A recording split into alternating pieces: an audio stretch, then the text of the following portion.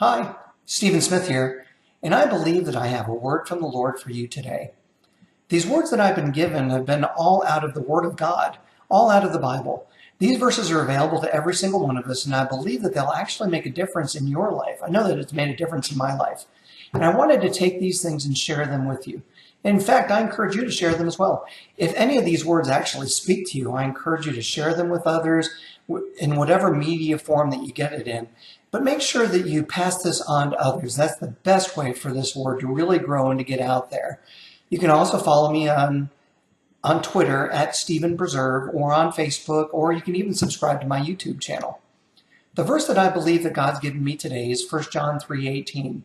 In the Message translation, it says, "My dear children, let's not just talk about love, let's practice real love."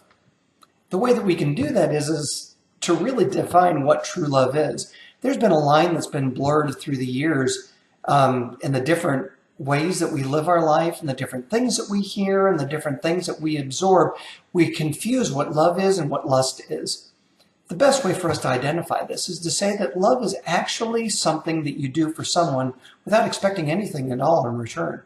Where lust is, or where lust comes into play is that it's when you do something to actually receive something in return. When you're motivated out of receiving something else. When you're saying to yourself, well, what's in it for me? That's what lust is. So let's erase that line between the two, and let's live our life in love the way that God fully expects us to. God's given us a certain freedom to be able to do that. In fact, in Galatians 5:18, look at what Paul writes here in Message translation.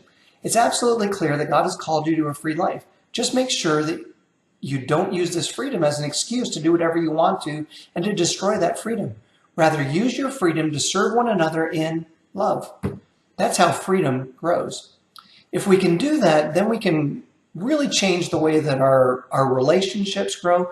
We can change other people's lives by loving them and not expecting anything at all in return.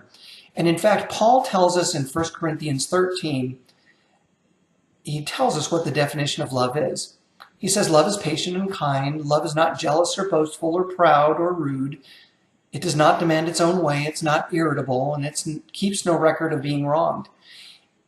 It does not rejoice about injustice, but rejoices whenever the truth wins out. Love never gives up. Love never loses faith, is always hopeful, and endures through every circumstance.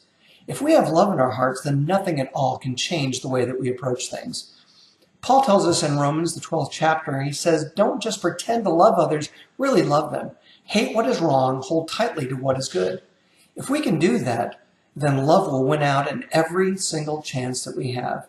You know, God created you in a very specific way, and he wants you to take that love and he wants you to go out and use this love to change the lives of others.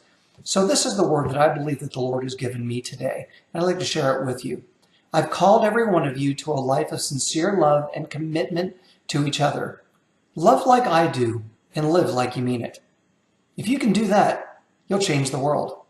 God bless you, and I hope that you have a great day.